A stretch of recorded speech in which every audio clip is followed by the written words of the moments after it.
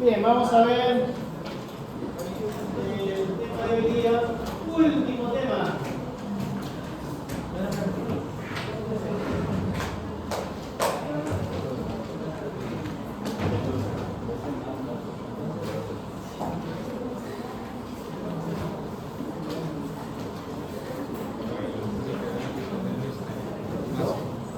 ¿Cuál trata de protozoarios? ¿Cuánto calor?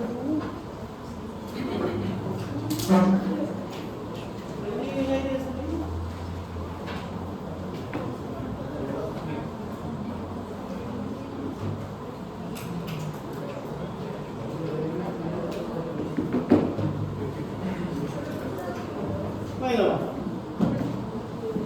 para saber los protozoarios, vamos a hablar algo primero de la parasitología. ¿Por qué? Porque los protozoarios ya están marcados dentro de lo que son parásitos. Sabiendo que los parásitos pueden ser de dos tipos: endoparásitos y ectoparásitos. ¿Dónde ubicamos a los parásitos? Bueno, dentro de lo que son las interacciones biológicas, o sea, cómo es que se comportan los seres vivos, podemos encontrar dentro de todo a los parásitos.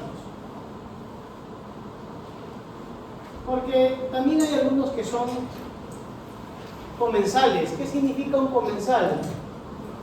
Que vive a expensas de otro ser vivo, pero sin causarle daño. Ahí, por ejemplo, está el Tamoeba coli, que es un parásito que vive en los seres humanos, pero ni cuenta a veces se dan que vive ahí, ¿no? O sea, no le causa daño. Hay otros que son del tipo mutualismo, tipo simbiosis, donde ambos organismos conviven, ambos obtienen un beneficio cuando estén dentro de lo que corresponde. Por ejemplo, la E. coli, si está dentro del colon, no hay ningún problema, convive en simbiosis, nos proporciona a nosotros ciertos nutrientes y nosotros le damos un ambiente donde vivir. Pero ahí también dentro de todo ya está el parasitismo, que es cuando vive a expensas de otro animal y encima le causa daño. ¿Correcto? No estoy hablando de su ex. Estamos hablando de los parásitos. Como le dije, hay dos tipos: endoparásitos, viven en el interior, y ectoparásitos. Si hablamos de ectoparásitos, ahí sí hablamos de los artrópodos. ¿Qué artrópodos pueden invadirnos exteriormente? Pulgas, ácaros, garrapatas, piojos, chinches, piques, etc. Cuando hablamos de endoparásitos, también podemos hablar de ¿quiénes? Intracelulares y extracelulares. Intracelulares, por ejemplo, aquí tenemos ahí Plasmodium,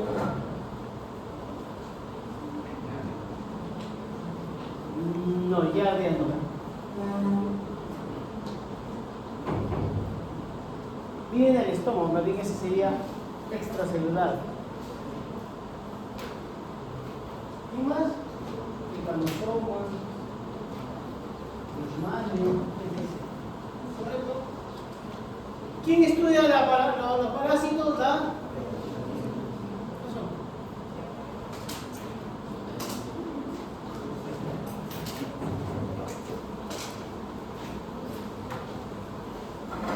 Bueno, ¿quién va estudiando los parásitos? Parasitología.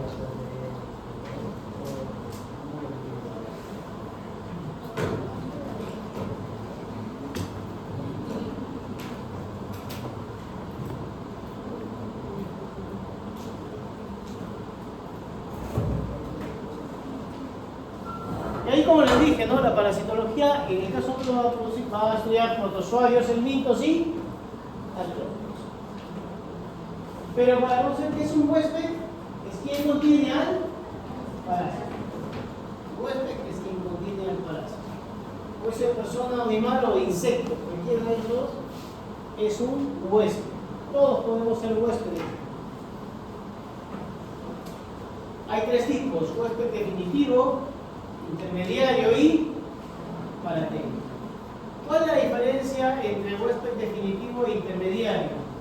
En el definitivo hay una reproducción sexual. En el huésped definitivo hay la reproducción sexual. En cambio, en un huésped intermediario solo alberga fases. Y aquí se puede dar reproducción asexual. Y un huésped paratécnico es aquel que solo sirve de transporte. Solo sirve de transporte. Hay que saber también cuándo es un reservorio y un portador. La diferencia es que el reservorio puede ser cualquier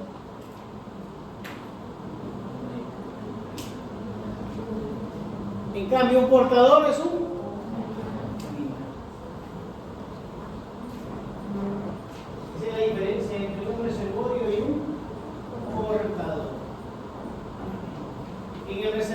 por lo que dijimos, puede contener a los parásitos o microorganismos.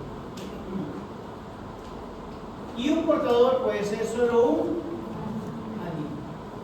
Este lleva a veces al parásito y a él no le causa daño. No le causa daño. Por ejemplo, un pozo, una noria, esos son reservorios. Esos son reservorios. Vectores. ¿Qué es un vector? Lo dice. Es un artrópodo. ¿Cuáles son los dos principales artrópodos?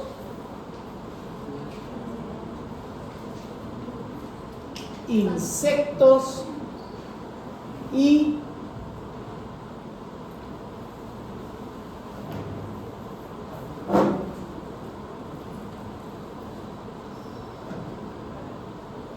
¿cómo?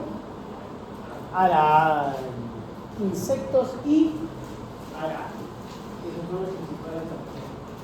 Entonces, todo vector es un artrópodo. Y este vector, ¿qué es lo que hace? Transmite el parásito al huésped. Ya sea por inoculación vertical, por deposición de su material infectante o mucosa, o por contaminar los alimentos. Por ejemplo, una mosca sería un vector. Sí, claro, es un vector. No pica, pero lleva en sus patitas una bacteria, algo puede llevar y contaminar. Hay dos tipos: vector mecánico y vector biológico.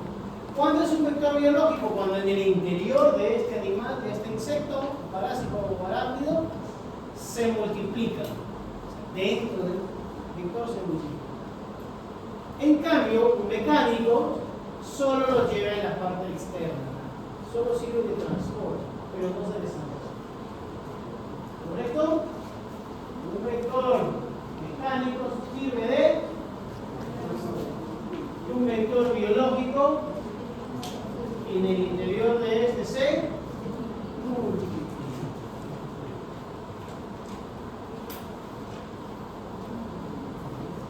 ¿Cuál sería el vector biológico del dengue? Aedes. ¿Por qué lo piensan tanto? Otros términos: zoonosis. ¿Qué es una zoonosis?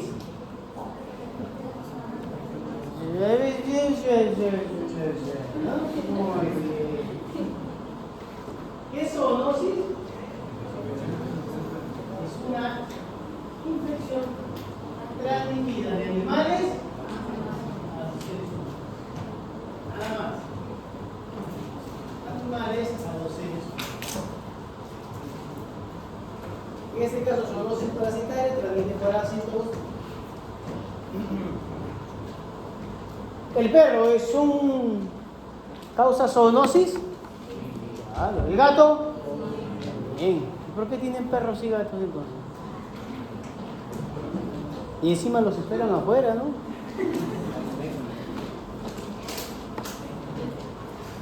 Metaxénico. ¿Qué es metaxénico? ¿Qué es una enfermedad metaxénica? Enfermedad transmitida por un biológico o mecánico.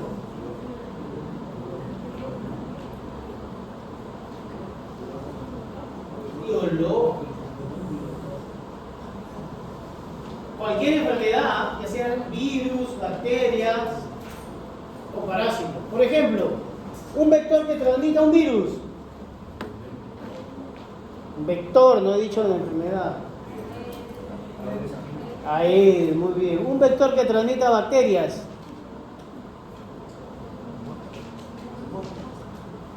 ¿Mosca? ¿Mosca?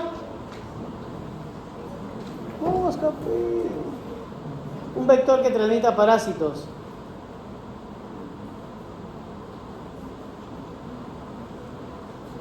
Me cansé. ¿Quién? Chaga es la enfermedad. ¿Pero cómo se llama el vector? Chinche. Chinche responde.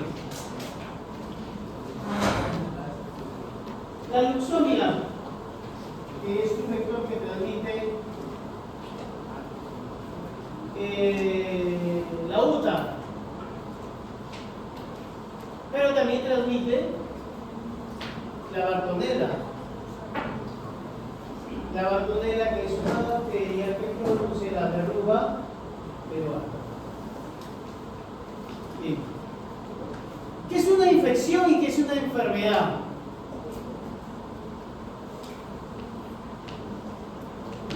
Una infección es cuando el huésped tiene, en este caso, puede ser parásitos, bacterias o virus, pero no le causa ninguna. O sea, lo tienen, pero no les causa nada. ¿Y cuándo es enfermedad? Cuando se producen alteraciones, ya. Como dice ahí, patológicas o sintomatología. ¿Ustedes tienen parásitos ahorita? Sí. Entonces, ¿qué tienen una infección o una enfermedad? Una infección. Ahora también distingan cuando se les, cuando contrae algún artrópodo, no tienen infección, sino tienen infestación. Por ejemplo, si se llenan de piojos, ¿tienen infección de piojos o infestación de piojos? Infestación de piojos. Y si tienen un paciente con infestación de piojos, ¿cómo los tratan? ¿O cuál es el tratamiento? Lo pelan, ¿no?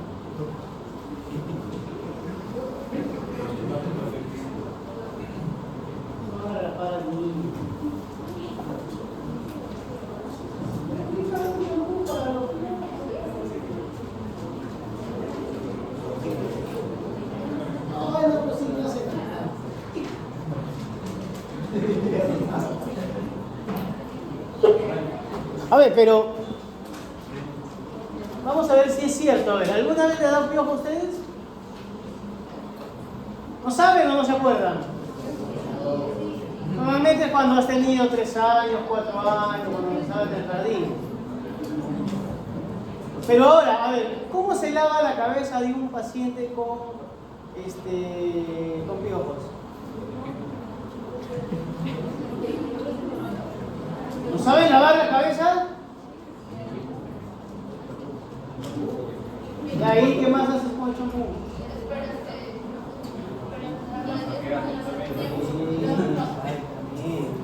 Como dice su compañera, seguramente ha sufrido una infestación en su casa. Claro, llega un niño y te lo contagia.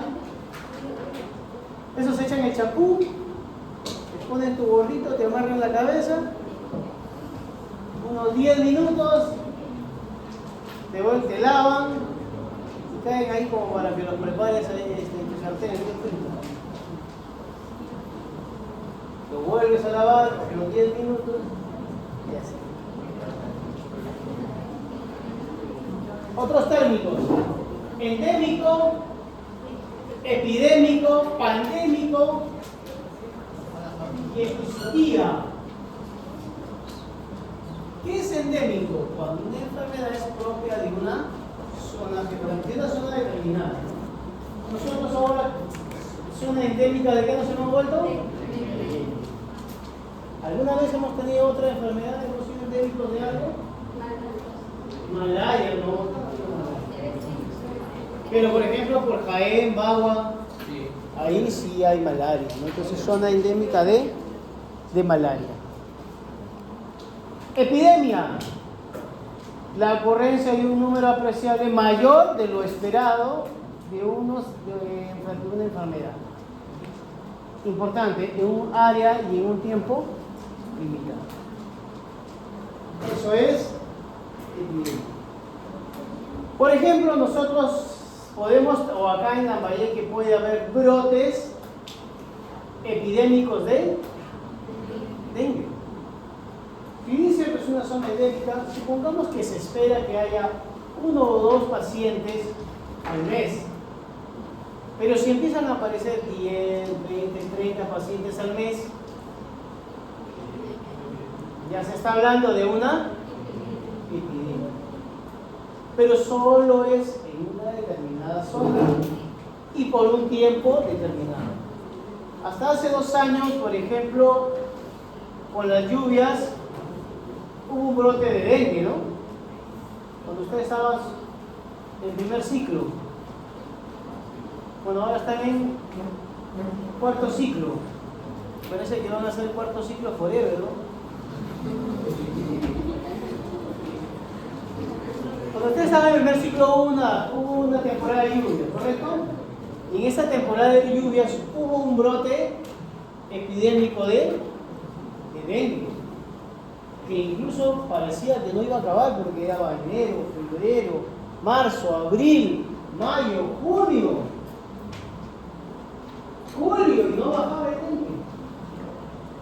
Agosto, septiembre ya, debido al frío, bajó, y la escasez de lluvias, ¿no? Que si hubiera habido lluvias, hubiera seguido. Cuando este brote epidémico ya traspasa fronteras y puede tornarse global, se llama pandemia. Pero hay algo que también en las zonas rurales, en esos centros médicos que hay, cuando hay un número apreciable de animales que se van enfermando, se llama episodía. ¿Qué es la episodía? Cuando una enfermedad contagiosa ataca a un número elevado de animales en un mismo tiempo y lugar y se propaga con rapidez. Profesor, ¿y eso qué tiene que ver con nosotros? Si es entre animales, que si esos animales son... ¿dónde están? Ahí está.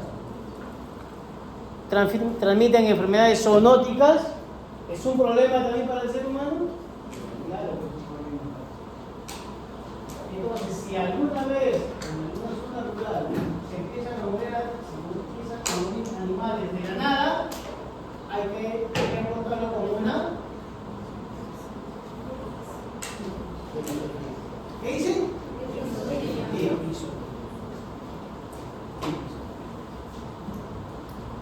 ¿Cuándo fue el último brote episódico que hubo? ¿Y por qué lo reportaron?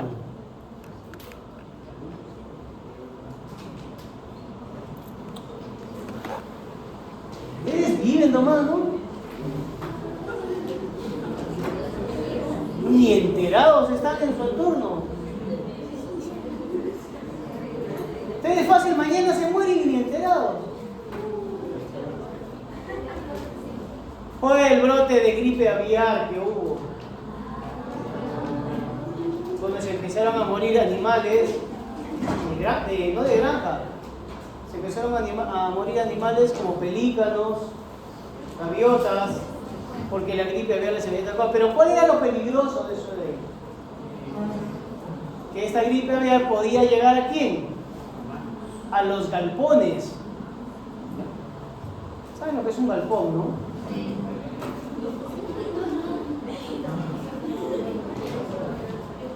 Los galpones. A ver, ¿quién conoce un galpón? ¿Qué es un galpón?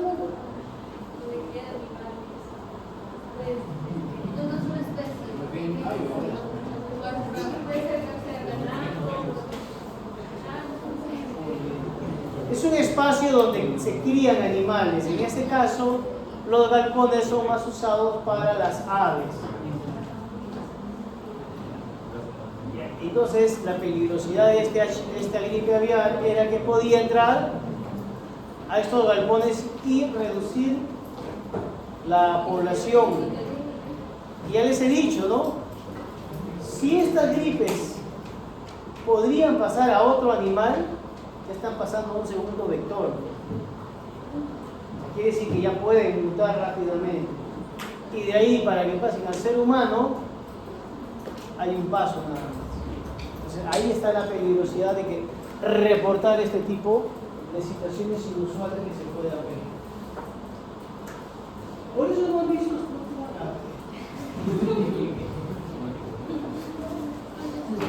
Por eso en las postas médicas hay veterinarios. Sí hay veterinarios. No en todas, ¿no? Pero sí hay veterinarios. Sobre todo los veterinarios los aceptan para que hagan también así igual que ustedes, su serum. Muy bien.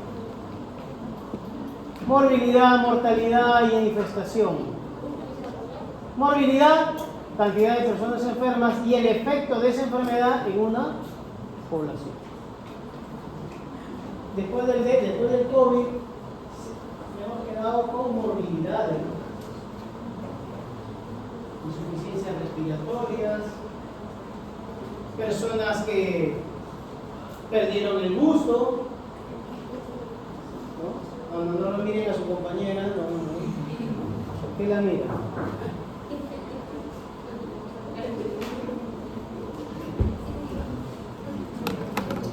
Digo, es que en el fondo, muy en el fondo, es buena gente. Cuando siempre hay brotes, siempre dejan secuelas, y esas secuelas son las morbilidades. Por eso hablamos luego de comorbilidades. Aspectos que tienen las personas y que deben tener en cuenta para que esa pregunta la hiciste en el examen, ¿no? ¿O no? ¿Sí? Comorbilidades, en la prueba práctica. No sé, alguien me preguntó, profesor, ¿qué son comorbilidades? Ya, mejor que me mande más. Mortalidad, cantidad de personas que se mueren. Ahora sí, miren, por ejemplo, si nosotros somos una población de 100 personas y si tenemos una mortalidad del 1% anual, ¿cuántas personas se mueren al año? Una persona al año. Ahora, si hablamos que hay una enfermedad, una gripe, y esta gripe mata al 10%, y la gripe tiene causa una infección del 30%. ¿Cuántas personas se van a morir? De nuevo, somos una población de 100 personas. La gripe tiene una infección del 30% y una mortalidad del ¿cuánto? 5%. ¿Cuántas personas se van a morir?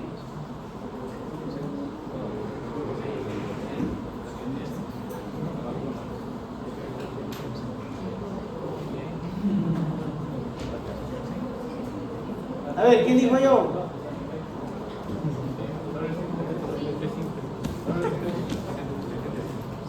Somos una población de 100 personas.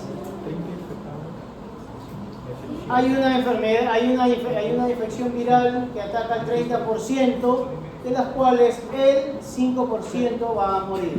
¿Cuántas personas van a morir?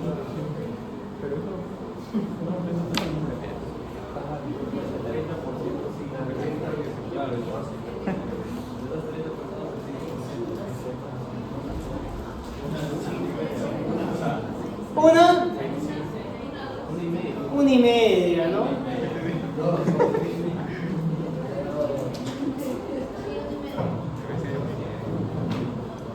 Para los que están pensando todavía,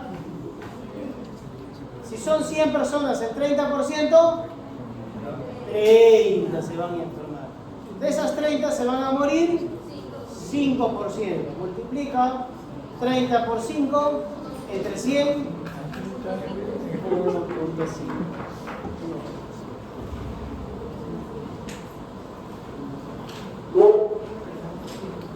Patogénico, virulento, periodo de incubación. ¿Qué es patogénico?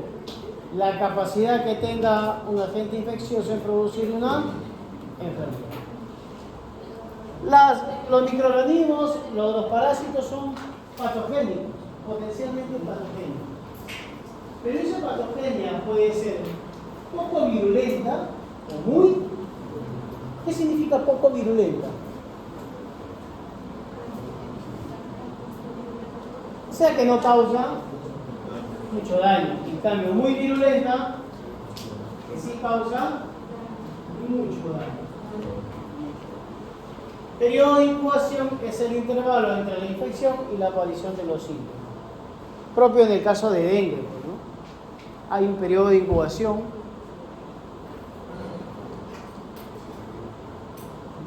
Todos los parásitos tienen ciclos biológicos.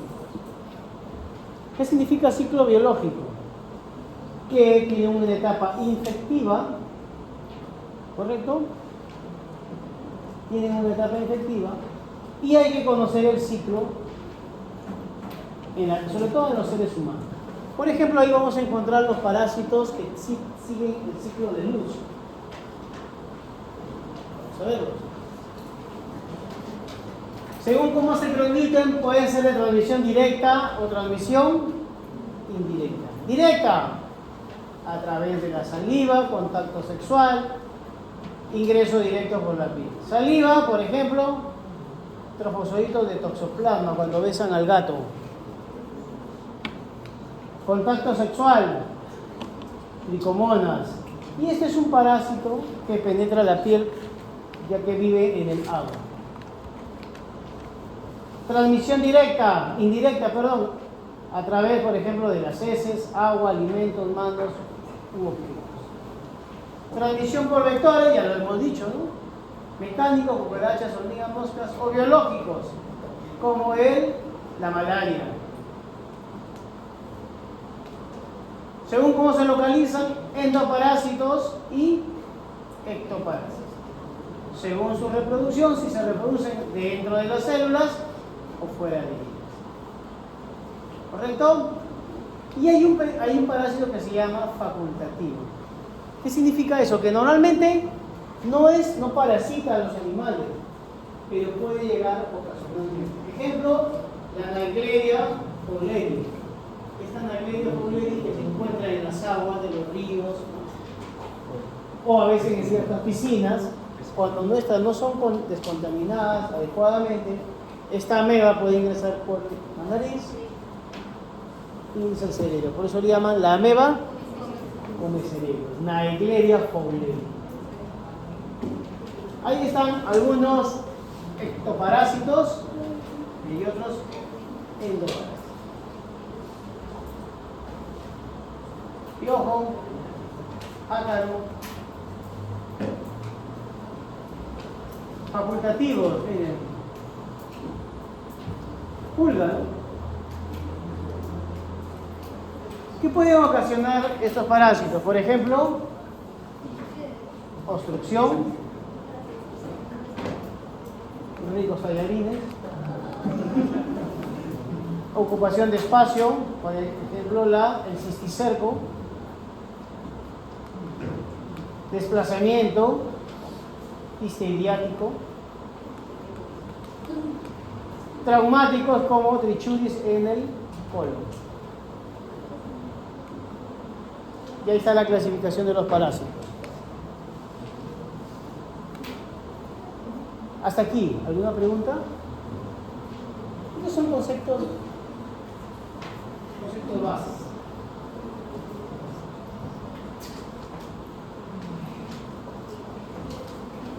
Y entramos a los protozoarios.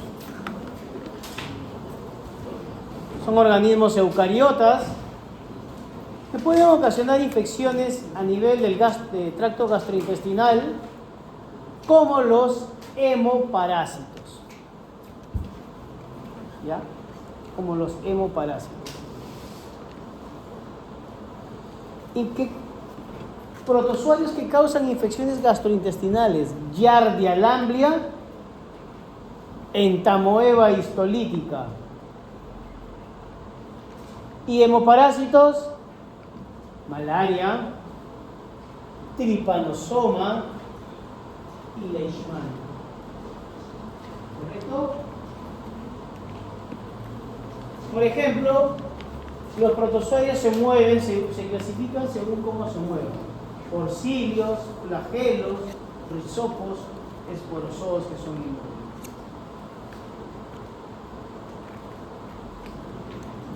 Las amebas que se mueven, ¿por quién? Por pseudópodos. Ejemplo de amebas: Entamoeba histolítica y Entamoeba coli. La Entamoeba histolítica es la patógena para el ser humano. Pero dentro de las amebas está la ameba come cerebro. ¿Cómo se llama? Naegleria oblea, que es oportunista. ¿Correcto? Dentro de los esporozoos, bueno, vamos a verlo el plasmodium, lo vamos a ver más adelante. Ciliados, Balantidium coli. Flagelados, Giardia lamblia, que es un trofozoito. Miren aquí, los protozoarios tienen dos etapas: quiste o trofozoito. Quiste o trofozoito. Salvo algunos que tienen ooquiste, pero normalmente tiene quiste y trofozoito. Los trofozoitos son los que se multiplican y el quiste sirve para infectar. ¿Quiénes se multiplican? ¿Quiénes infectan? Quiste. Aquí están las tricomonas vaginalis, Trypanosomas leishmani. Giardia. ¿Cómo se contagia Giardia? Por ingerir agua, alimentos contaminados. ¿Cómo contraemos Giardia? Por la ingesta de quistes. ¿Cómo se contrae Giardia? Por la ingesta de quistes. Muy bien. Y como tengo este quiste, va a ingresar. Se desarrolla en el estómago y va a salir a través de las heces.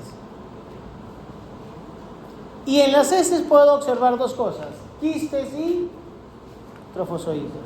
O sea, si en un diagnóstico, en un análisis de heces, le mandan trofozoitos flagelados, ¿de quién se está hablando?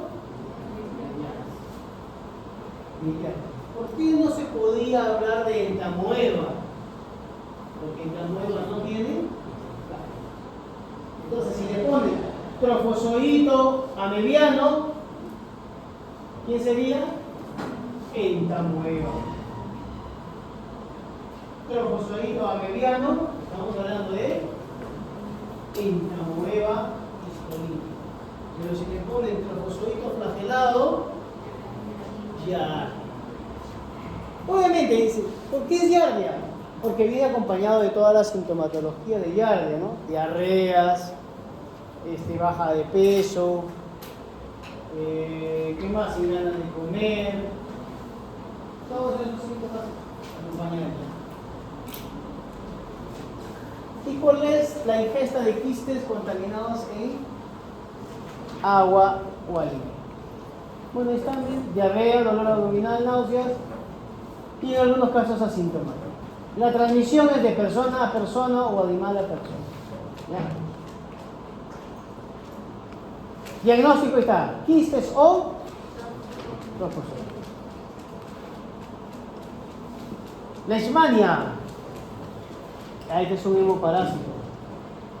Aquí lo que hay que aprenderse es quién es el vector. ¿Quién es el vector de la leishmania? Luxomía, o también le llaman flebotomos. Esta luxomía o luxomia transmite la leishmania. Pero, ¿qué es lo que se encuentra en el vector? Promastigotes. ¿Ya? Este zancudo tiene promastigotes. ¿Qué análisis puedo usar? Gota gruesa. Este análisis de gota gruesa me va a determinar la presencia de amastigotes. A ver, si se sospecha de leishmaniasis oculta, es una herida, ¿cuál es el análisis que se va a mandar a hacer? Y en gota gruesa, ¿qué se va a observar? ¿Cuáles son los amastigotes? Estos ojitos. En cambio, el vector, ¿qué transmite? Promastigotes. ¿Cómo se llama el vector?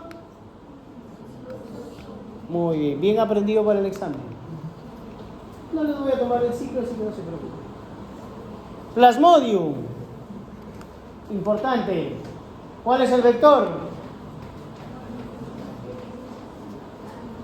¿Cómo se llama la fase que tiene el anófeles? En gota gruesa, ¿qué puedo encontrar? Inmaduros y... ¿Ya? ¿Cómo se llama el vector?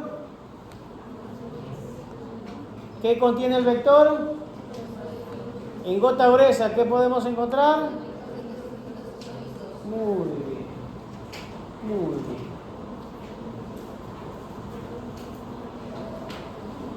La etapa sexual de la malaria se da ¿dónde? En el vector. O sea, ¿cuál es el huésped definitivo aquí? ¿Cuál es el huésped definitivo de la malaria? El vector. ¿Cómo se llama el vector? Ahí tienen una pregunta. No les voy a tomar el ciclo, aunque deberían saberlo. Y finalmente, tripanosoma, que causa Chagas. ¿Cómo se llama el vector? Chinche besucón. La chinche besucón. O triatomas. Ahí están los chinches. Estos chinches tienen hasta 6 estadios llamados ninfas. Y todas las ninfas succionan sangre. ¿Cómo es el contagio del Chagas? Te pica el chinche, succiona sangre. Una vez que succiona sangre, bota sus heces. Y cuando tú te rascas, arrastra las heces a la herida y por ahí entra el tripanosoma. ¿Ven? Ahí está el chinche, te pica y en las heces va a ingresar cuando te rascas. ¿Correcto? ¿Por qué es importante Chagas? Porque si no lo tratas a tiempo puedes entrar a fase. Y en la fase crónica, ¿qué hay?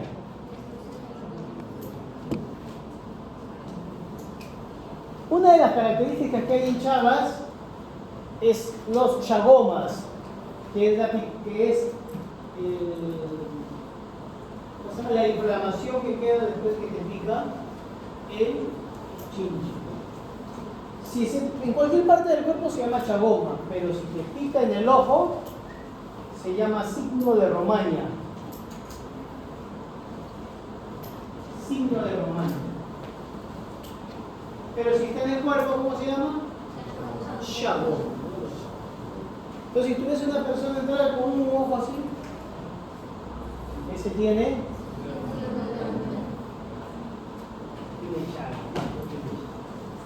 Muy bien.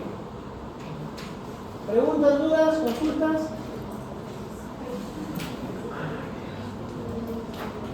Vamos a empezar. Hasta aquí es el examen.